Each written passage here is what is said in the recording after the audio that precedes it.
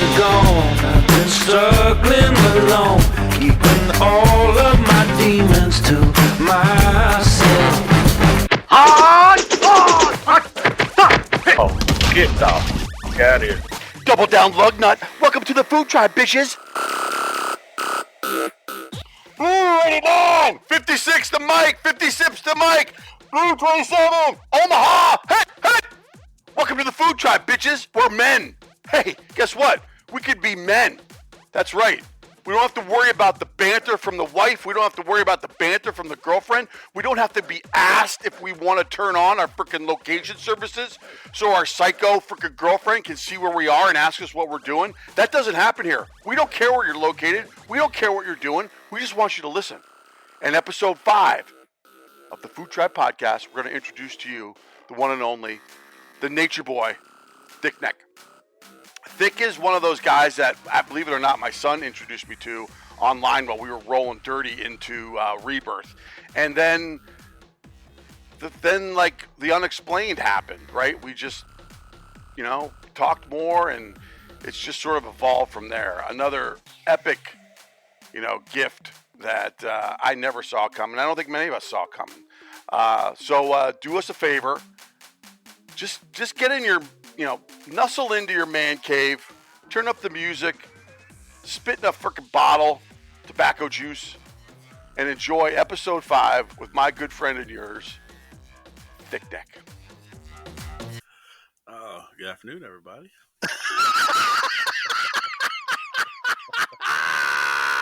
Oh, it's so fucking great. All right, well, obviously you knew that we were going to be putting this together. You've had insight. You've had more insight than just about everybody else because, we're so good, close, personal friends.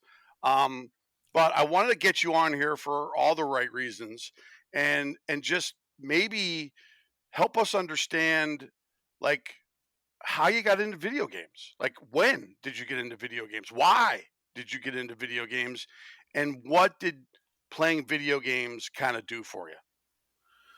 I got into video games, young child, 6, 7 years old, Mario. That's what I started off with. Yeah, Mario, of course. And it was something to do when I wasn't like outside or it was dark or, couldn't go out, so I had something to, I guess, stimulate my mind.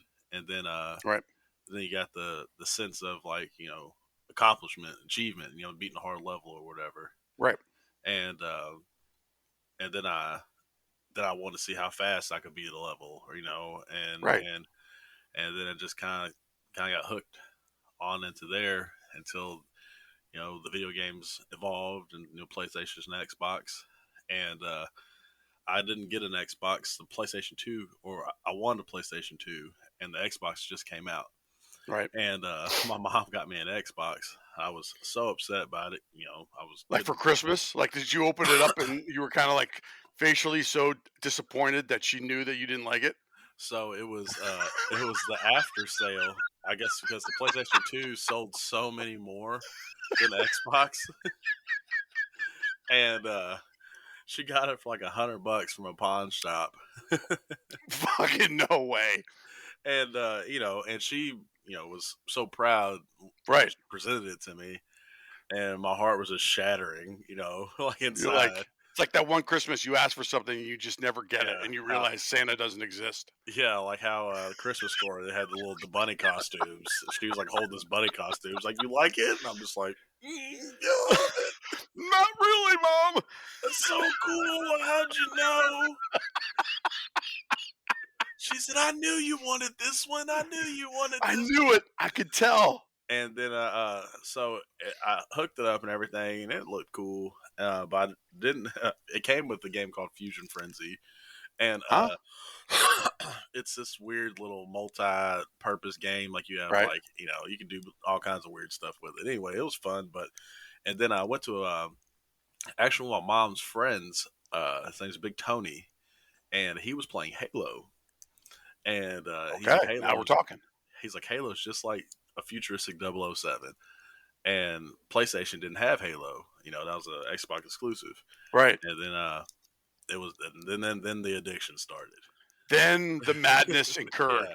Yeah. Then we finally got high speed internet, and Yeah. I went to Radio Shack and got Love Radio Shack, by the way. 100-foot Ethernet cable. Ran this Ethernet cable from the back of my Xbox outside this 2 slide glass doors into the other side, all the way up to the back of the router. And then we could talk and start playing with people, and then it was over with. Then the insanity started. Remind me, was Halo the kind of game that you could hop online and play with other dudes, or were you just playing like you didn't have a team, did you? No, it was just all random. It wasn't like you could invite or anything like that. Right. And it was just all random, and my brother and I would sit next to each other, split screen, and play. Got it. And then, of course, Halo 2 came out. The Xbox 360 came out. I got a job at GameStop. You just were like, I need the inside scoop. So fast forward to when Halo 3 came out, I got a job at GameStop because for the midnight release, I worked at GameStop for roughly a month and some change just so I could get the midnight release. And then when I got the midnight release, I quit. That's a true story. You're like, thanks, I'm out. Yeah, because I was so scared that I wasn't going to get the game when it came out. And the line was wrapped around the building twice for the midnight release. As soon as they opened it up, they all the crates and everything, the boxes, I just went in and pocketed one. This one's mine. Did you pay for it? Huh? Oh, yeah, I paid for it. Oh, okay. I paid All right. for it. I didn't know if you lifted it. No, I didn't take it. I paid for it. And my manager, his name was Brandon. I had a buddy there that got a job with me, and his name was Brandon as well. Brandon still worked there, and I quit. I quit showing back up. And then I would show up back to work and play video games with Brandon, my buddy there, while the manager's like, "Are you coming back to work?" I'm like, "No." No, I'm good. I'm I got what I needed from you. Yeah, thank you. Thank you so much. Yeah, and, I just came for Halo 2. Yeah, and so Halo 3. So that's kind of like, that's, in a nutshell how it all started. And then I got so good at Halo 4. Right. I got so good at it wasn't fun anymore, and that's when I started playing Modern Warfare 2. Was my first Call of Duty that I ever played. Modern Warfare 2, the best, the best of the best. Yeah, that was my first one too. What was that, back in like 2009? When was that? Yeah, 08, 09 range, somewhere around there.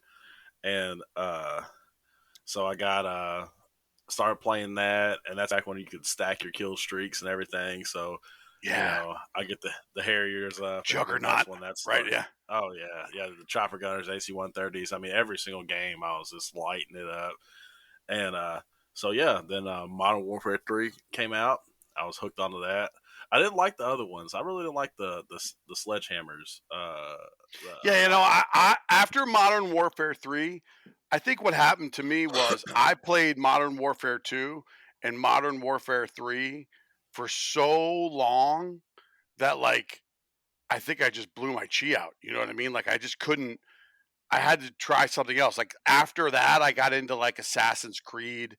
After that, I tried to get into Battlefield, but for me, the movement was so crucial because of my play style that if I felt like I wasn't running or walking fast or whatever, like I just moved on. And when you were doing Modern Warfare 2 and Modern Warfare 3, were you on Xbox or were you on a PC? I've been on Xbox the whole time. Xbox the whole time. Okay. So I was on a PC, and, over time, all the technology and the hardware and all that stuff just couldn't run the game. But I had I think on Modern Warfare 2 alone, I had logged in under Steam like 2,000 freaking hours of gameplay. Bad. Yeah. It was that's a lot of time, dude. You know what I mean? Yeah. I had some honorable mentions. I'm a big Tekken fan. Who isn't? Huge Tekken. Did we go into this? Who's your guy? So the newer one came out. So I was I called him Hoorang, even though it's like Hoorang or something like that. The kicks guy. I called him Hoorang because my country ass was like, who rang the doorbell? Well, he did. He had the white outfit, right? And he did Taekwondo. He was just always flipping his legs and shit, right? Yeah, so I liked him all the way up to Tekken 6. And then a newer character came out called Alyssa. She's like a robot, like cyborg character. She looks like this little like teenage girl, but she's actually like She's not the Tai Chi master? no, that's that Zhao Yu chick or whatever. But yeah, no, not her. But I play with her as well, but she's very good. But then after I got good with the newer character, and then Tekken 6, Tekken 7, my name online was the Eternal Tekken Fingers because my Tekken Fingers never leave me. They When don't. When I die, my Tekken Fingers will just be Will be sprouting with you. out like daisies. Like Yeah, they'll just be out. They'll be bronzed. Yeah. Well, what's interesting about Tekken is for me, I'm older than you, so I grew up having to go to the arcade. Oh man. You know what I mean? So like, and that came out right when like the internet was really big. So I would study. I was a Wei Lulong guy Oh yeah. with the different techniques. Yeah. You fucking hammer style, snake style, right? Mhm. And so I would learn. You could go online and you could find that if you hit Lei Wulong with 2 up arm moves, 2 up kick moves, and then like a move to the right with a double tap, he was going to do like a flying freaking scissor kick or something. And I Yeah. got mad into it. And if you played in the arcade too, did you only play it on Xbox or did you play in the arcade? No. I'm a '90s kid, so I went to the arcades often. Right. So you had to put your quarters up. Yeah, exactly. Yeah, Jumping on the exactly. couch cushions, Yeah. dude, Yeah, dude, I didn't. $2 went a long way at the arcade back then. you got that right. You had 8 quarters. You were playing for hours. Hours, especially if you were good. Yeah, You know what I mean? Because one. I mean, if you had a 5 spot or a 10 spot, oh, forget it. you were all day. Yeah, no, I'm staying there. Pick me up tomorrow. Pick me up tomorrow. I'm Yeah. good to go. Yeah. Right. So you got into Tekken. I love Tekken, and I love the whole aura behind Tekken from an arcade perspective. Right. I think the first true shit talking happened when if you won 4 games in a row and I had my quarters up. And Oh. you knew that I was coming in with, Wei Lulong and you were using Harang or whatever it is. Yeah. We're talking shit, right then and there. Or going around the room, like Going around the room. Next. Who's next, who's gonna do it, right? Like grown who's gonna men, little kids, Yeah, it didn't matter. exactly. Yeah. And it was the epic shit talking, and that's Oh, where it really, I think And it's shoulder really to first. shoulder. I mean, like you're Yeah, like you're like right Yeah. in the guy's fucking mug. Yeah. If you're not a good talker and spitting shit out of your mouth, people are Oh. gonna get offended. Oh, I mean, I remember looking next to grown men. I'm a kid. I'm looking up at it. I was like, I'm whipping your ass, sir. Dude, you're paying for me all day long. I'm only 1 quarter in. I have 7 more. You will never get me off this quarter. Yeah, it was back then it was 50 cents a play, not $280. Yeah. No, so and if you won enough in a row, you got credits. Like I think if you won 5 in a row, like it gets a versus, you get a credit. So like you didn't have to, and then 2 credits was like 2 quarters. Yeah, right. So I remember like having like 9. I never credits. got credit. I mean, I never like if you were playing with somebody who wasn't very good but stacked up $5 worth of quarters, you're home free. Oh, so how it was set up was now depending on who was there and everything like that. But if you lost, it's over. Yeah, you're done. You go back to the line. Yeah, get back in the line. And but unless you had credits, if you had credits, because those are your credits. So you got it's almost like lives. So if I had a guy, I remember I had credits and he beat me, and then I had credits to cover it and everything like that. So I got to stay on. I changed my character. Got it. So it's almost like you have you've won prepaid rounds. Yeah, and you couldn't pay for credits either. It only came from victories.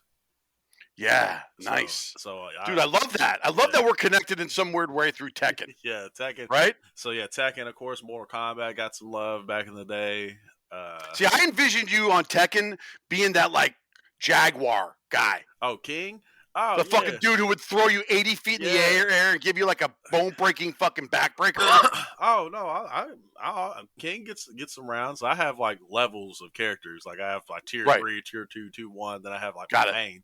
And King was he was a solid tier 2 character. I could play with him.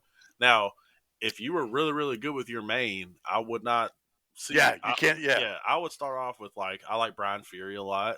Like I would give Brian Fury or maybe Hurang, and then if I beat you with them, then I was like, okay, I'm not even gonna show you my final form. I'm just gonna stay down here, and right, right, then if right, you started like beating me a couple times, then I throw your curveball and pick a character that you didn't know that I was. Then I would start just right.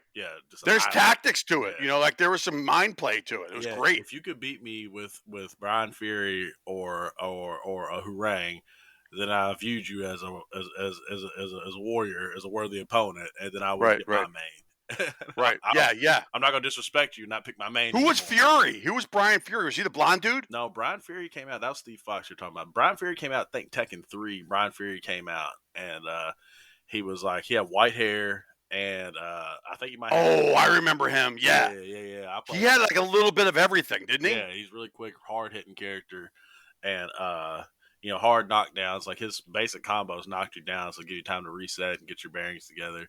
Right. So you have to have pretty good defense because he was good off the punishes. He was a good punishing character. Right. So if you hit me with a hard combo and I blocked it, then there's a couple frames where I could hit you and you can't block. And I used to, somebody that didn't know about frames and stuff like that, and finishing combos out, then I could punish you, because right. So I just pick them apart.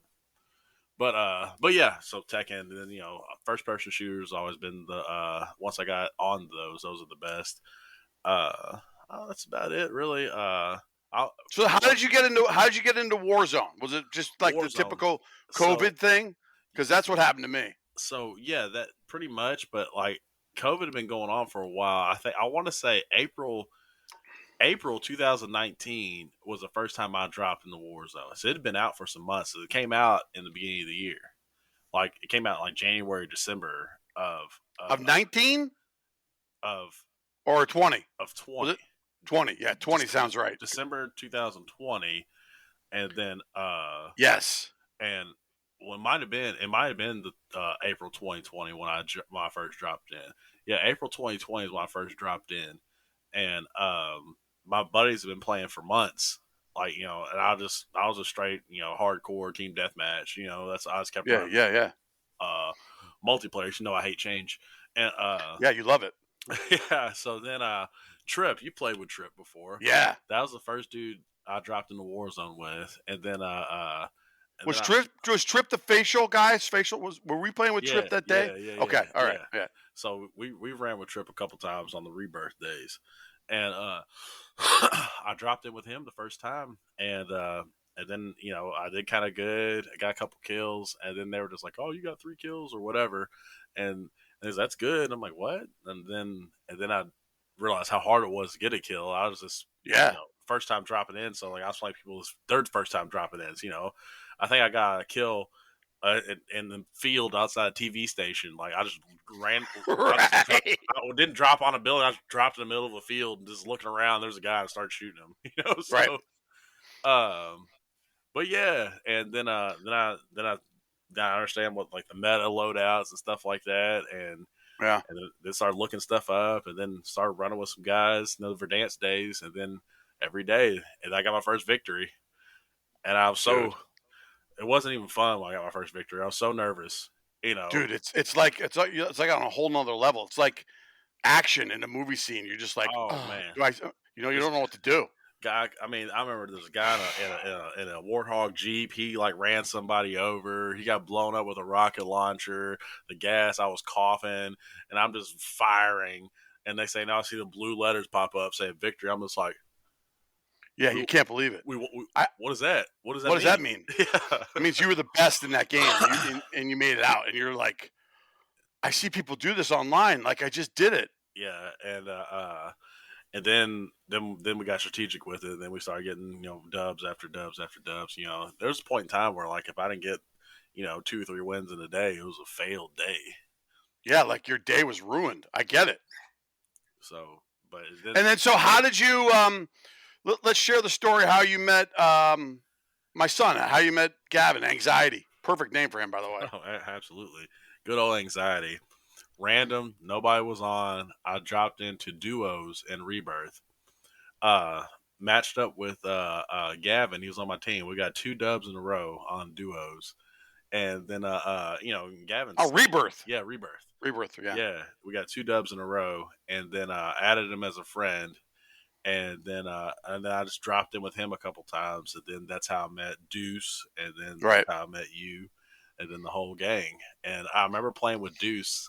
Played with Deuce more than you at first, and then Deuce, asked me to join the tribe, and it was random, and like I was frying that night, and talking shit, and he said, "You want to join the tribe? You want to join our I was like, clan? Nobody's ever asked me." I'm like, "Sure." He's just like, "It's not easy." He said, "You gotta prove yourself. You gotta prove yourself." And then I was like, "Okay." And then I got in the Snapchat, and he's like, "What you got to do is you have to whoever has the most kills in a solos dub gets to join." Oh, right. And I'm just like, what? Because getting a solos dub's hard in general, and then he has to Right. have the most kills. And I remember it was like 3 days was a weekend, and Friday, I'm getting my ass torched, and just getting beat up. Yeah, I remember that.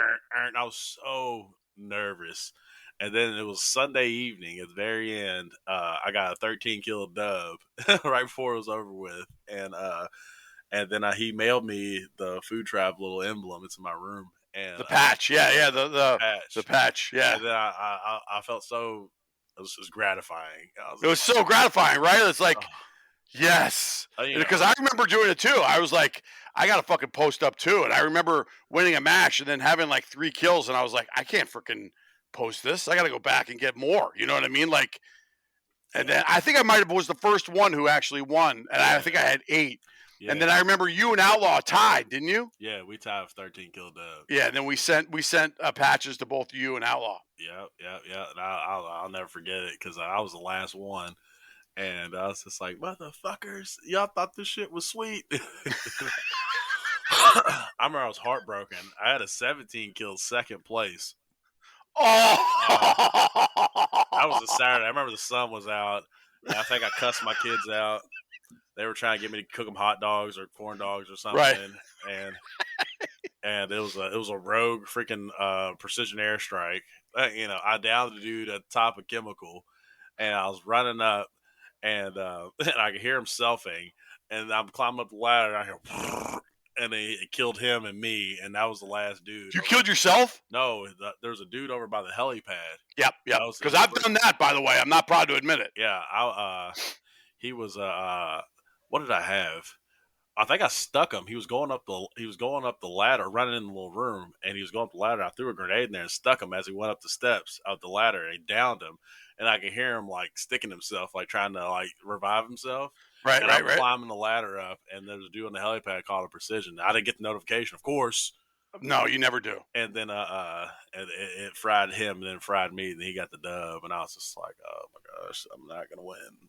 That's just not going to happen. 17 in second place. The one time that I get offered to join a club on video games, I'm going to get rejected because I'm not good enough. So I'm not good. This will never happen to me. I will never let this happen to me. All right, dude, I would have hung myself off my back deck right over my fucking Yeah, 100%. Yeah, absolutely hung myself. Wrote a note and everything. Told him why. Just wasn't good enough. Just wasn't good enough. Yeah, my kids.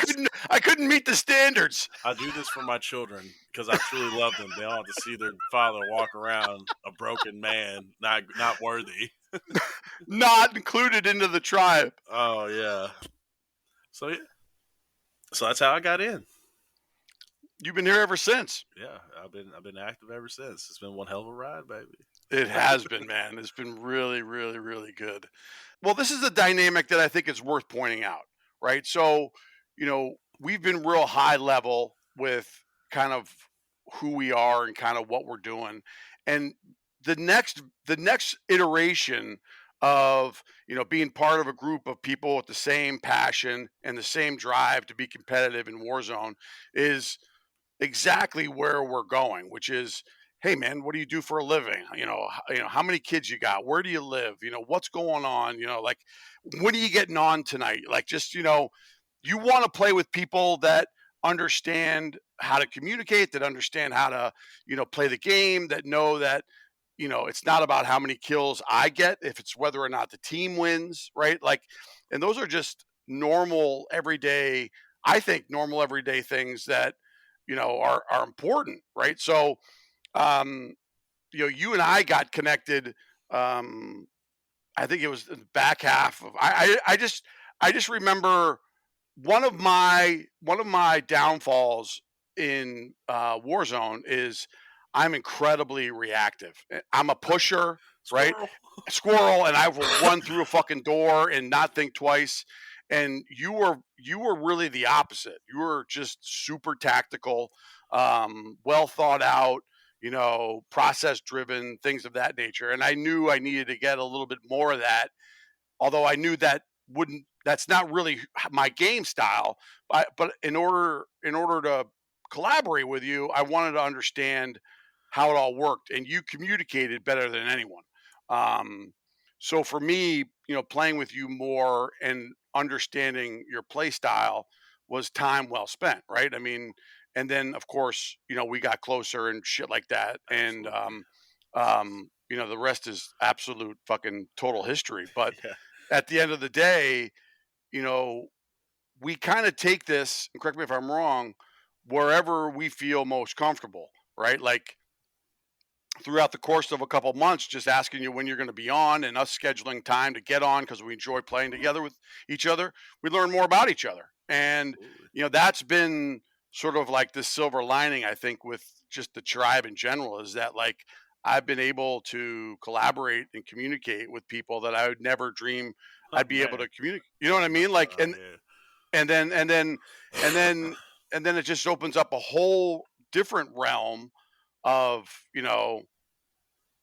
just communication and friendship that like I just never dreamed of. So yeah, to pair off what you're saying is yeah, like naturally you develop relationships with these people when you spend hours with them a day, and then like the times in the lobbies and the wait, and that's where like the icebreakers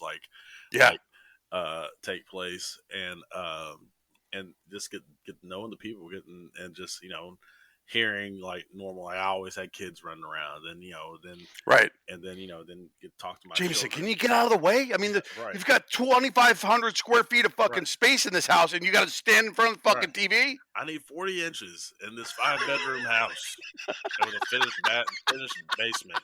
There's 9 TVs in this house.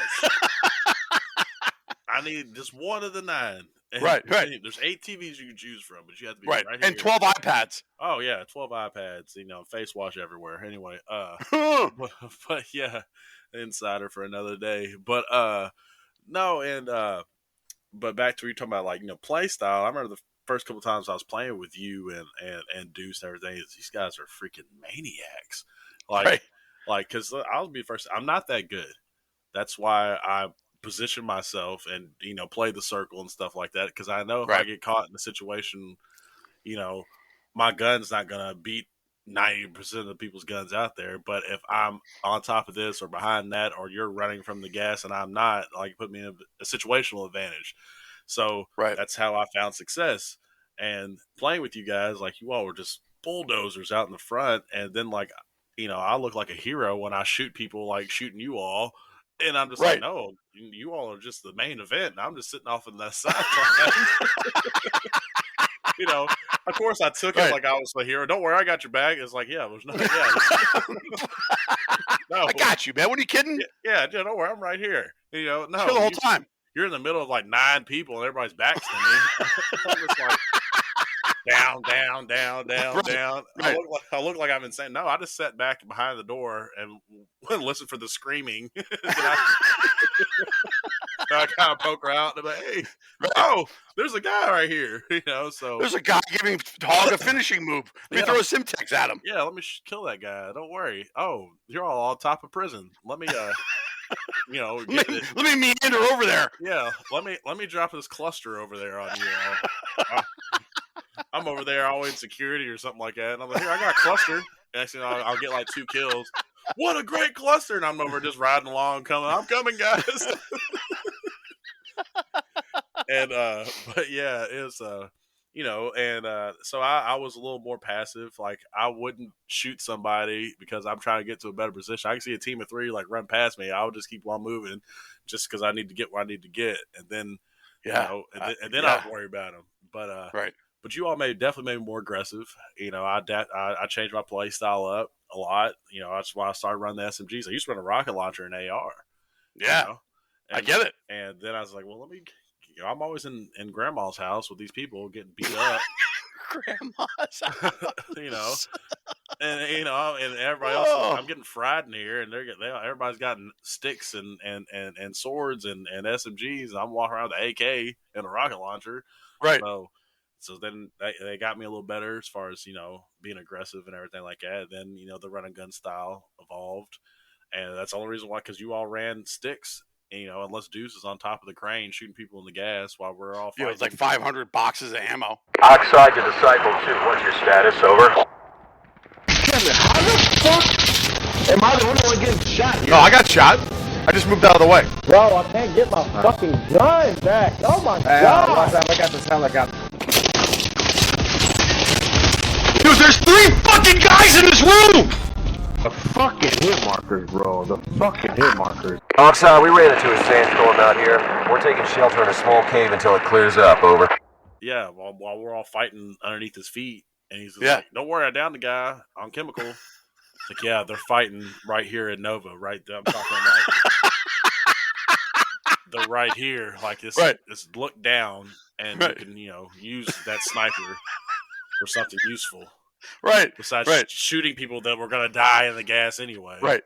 So, but yeah, Deuce, gotta love Deuce. He and I clash. And it's so great. It's so great. Nothing but love for the man. Like, we call each other, text each other, and everything like that, but we are arch enemies when we play the game. Oxide to Disciple 2, what's your status? Over. Okay. Yeah, push it by myself. And you're right. I could have had your back better right there. I admit my faults. So I was like, damn, Me too. I could have gone down there. You know what I'm saying? I could have gone down there. I'll let my guys down. I know. I'll do better. So, and if you haven't noticed, Hey, that but I you switched did. to AR and SMG. I put the sniper away because you all run sticks and ran AR SMG so I could run with you all. So I recognized my fault and made an adjustment to my gameplay past 2 games. Yeah. Okay? Yeah. All right. Now, you have been AFK at the start of every game that we played. Okay? All right? So I feel like there's a little difference in our discrepancy. The difference between giving away your position as a team when I'm in control and you guys are in butthole. Okay, but they still know. We team where we're at in the middle. Yeah. There's 3 people. Oh, his teammates are in butthole. But you're not. You're nowhere to by me. So they have to readjust, right? But they know where we're at to readjust. They have the information to make the calculation. So they go back to my point.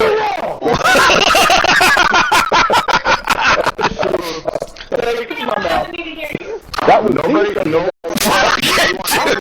Deuce's wife comes in and shuts the door! That's fucking awesome! Oh my god, it's so... Here's what she said. Oxide, we ran into a sandstorm out here. We're taking shelter in a small cave until it clears up. Over. I tell you to do... Yeah. Yeah, it was like, I just admitted my problem with the whole deal, and you're not even admitting that you had any issue in any of our conversations, so you're wrong. Yeah. You're fucking wrong. Yeah, no, I was holding myself accountable because that's back whenever that was in the beginning of you telling me that I can't snipe while I play with you. That's whenever I wasn't allowed to snipe anymore. And that was right. I think you established that rule shortly after that. And because I was up there sniping people, and Did you have the crossbow? yeah, I had the dynamite crossbow. Fucking Deuce a Hazard bow. Oh my gosh, that thing was awesome. It was so satisfying when you hit somebody with that, though. Yeah. And then and I could have saved him if I had my AR, if I had the M13, Right. any AR, I could have saved him. But Deuce gets downed, and I'm over here, shooting firecrackers by his ankles, and, and he had all the time in the world. I think he might have revived himself and got up and got down again. And I'm this whole time I'm just shooting crossbows. Just all you can hear is this. Pew, yeah. pew, pew. And if I would have, if I had my AR, I could have provided some fire, and then got up in there with the SMG and actually done something about it. But I didn't. And I realized, saying my game style wasn't conducive with the people I was playing with. And I was like, you know what? I could have done something. If I would listen to Hog and not sniped, I would have, my bad. And, and then I ran an SMG and AR the whole time. But the whole time he was criticizing me like he does and did nothing wrong the whole time. Like so brilliant. Every move he made was flawless. And then one time he was AFK. That's why I went berserk. Whenever he kept coming back. Oh my God! Doesn't that drive you fucking bananas? And which was fine, but every time you get killed, it pings everybody else. Right. That's every time he dies, the team that killed him, because we were on butt cheeks and holding hands, that team knew exactly where we were at, and I'm just like, every time you died, he's like, well, no, I died because every reason other than why you died because you weren't playing the game. So let's go ahead and establish that.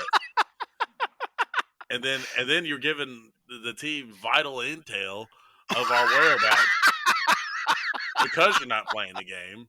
Right. And you're all saying it's because I didn't revive you 4 games ago. I got 4 kills. I almost have 10. Yeah. When we converted that guy, that was good too. Oh, that was fucking great. But great. So then then I developed a friendship with you, developed a friendship with Deuce, got to know your boys, got on the Snapchat, talking shit to everybody on the Snapchat. It's always been good. I got the opportunity to meet people that I've never ever would have ever came in contact with, and and it's just awesome. It's became a safe place for us, Yeah, 100%. So no matter what's going on, you can always get on the game or get on the Snapchat little group and see who's on, and then you can join. And it's always good. Sully, it's always Sully's fault. Always Sully's fault. Let's go to the showers. Travis, yeah, right. He always calls you Jamie. Yeah, I hate it. But that's a really good point to make. It's that the other thing that I think one of the things that I love about just kind of like our group is that, zero fucks given, right? If you come, to the lobby expecting, not to get told the fucking truth about any dynamic that we got going on, you're sorely mistaken. Oh yeah, dude. It's a safe place, but it's not a safe place. So, right. You can't have thin skin. You have to be able to at all. Yeah, and you can't be a glass cannon. You're gonna talk shit. Shit's gonna come back to you. Glass cannon. I never heard that. Oh yeah, you can kick out big shit, but if somebody throws a pebble at you and you shatter, you're like, no. It's a cutthroat place, but it's coming out of a place of love and how I was brought up. You're mean to the people that you like. You're mean to the people that you love and care about. And not everybody. You can't walk up to everybody, hey motherfucker, and everything's all good. You really like that person. That person really likes you. To that be the greeting, right? Right. And no, especially we have Deadly is absolutely insane. Deadly's out of his fucking mind. And you know what? And for somebody, from my experience, for somebody to have that much fury, dude, John Candy. Dude, he has to be a good dude. You can't be that angry. Yeah, right. Exactly. I did the podcast with him yesterday, and he was so calm and so chill and so well-spoken and so, when you're used to someone being the way that they are on the game, and then you get them in an environment where you just want to have a conversation with them, it was like, and he's also quiet too, I was worried that he's quiet. He's a 1-1 Aaron kind of guy. You know what I mean? He doesn't get into a lot of detail, and just the way that it is, it's like the School of Hard Knocks. It's just so he's just letting that side out that this needs. You know what I mean? He's letting that. Oh, it's so great, baby. He's dude, baby, it's so great.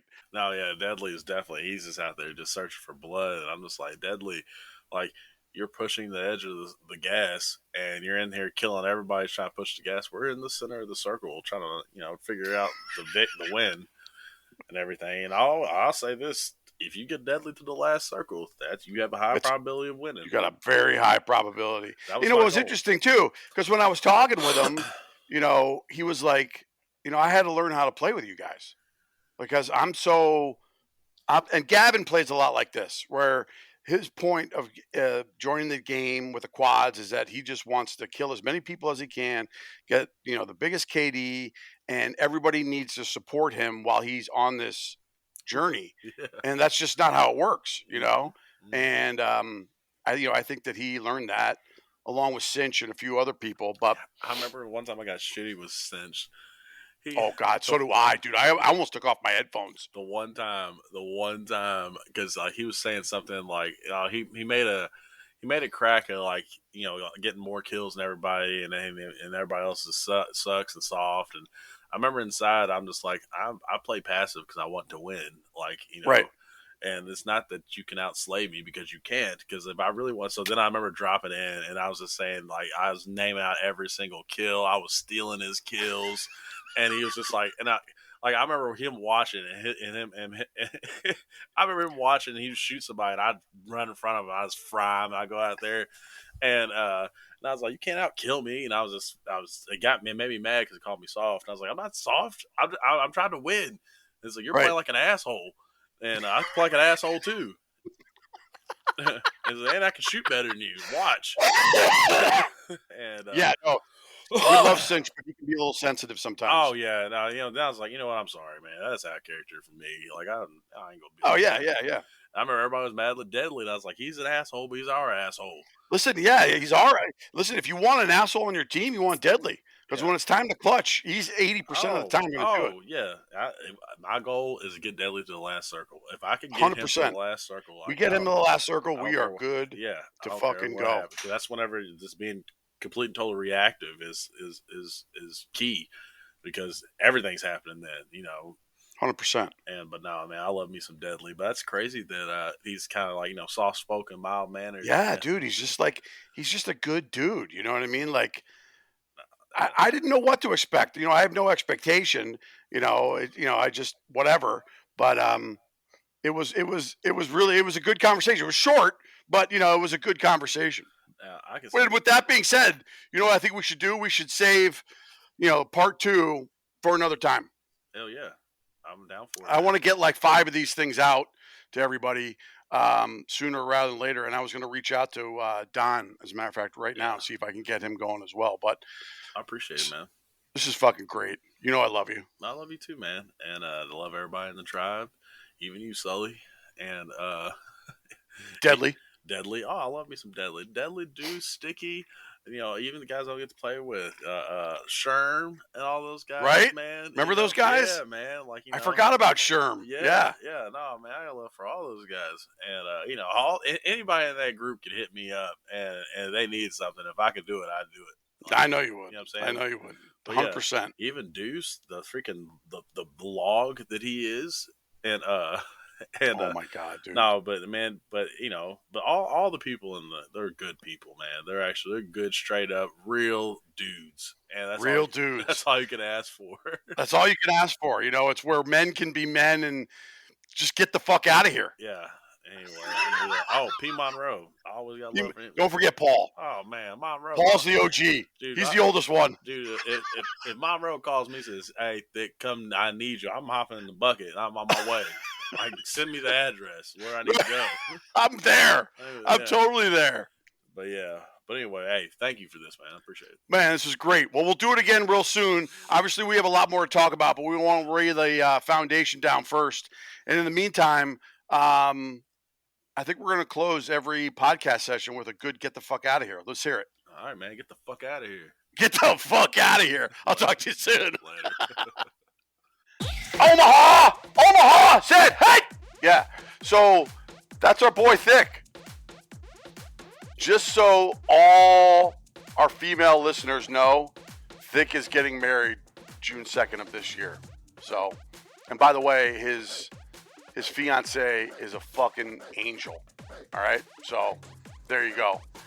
Hey, listen, if you're looking to get some more information about the Food Tribe, or you just kind of want to look at some photos of who we are and kind of what we're doing, check us out at FoOH.com. Obviously, you know it's www.THEFO0H tribe.com. If you wanted to follow us and sign up for a newsletter, please do. We're going to put a sort of like a form on there if you wanted to, consider being part of the tribe. Put in some information. It'll be really high level, generic stuff like that. But you can check us out at FoOH.com. Along with on TikTok, we've got about like 3 years of content there on TikTok, and it's awesome. So that's at the Food Tribe. If you wanted to tag us in a post, you'll have to do at Food Tribe. And if you wanted to use a hashtag that we could search, just do the Food Tribe as well, or Food Tribe. Either one will work. And that way we'll check out some of your stuff. And who knows? I mean, sky's the limit. We're also on YouTube at the Food Tribe. I'm going to be posting the podcasts in there as well. They'll be a little bit different. Probably won't have the music up front for obvious reasons. But, hey, thanks for checking us out, gang. We're grateful you stopped by. We got some blue-collar, knuckleheads looking to, spend some downtime with some like-minded folks. We hope you'll consider giving us a shout-out. And in the meantime, hey, do us a favor. Do yourself a favor.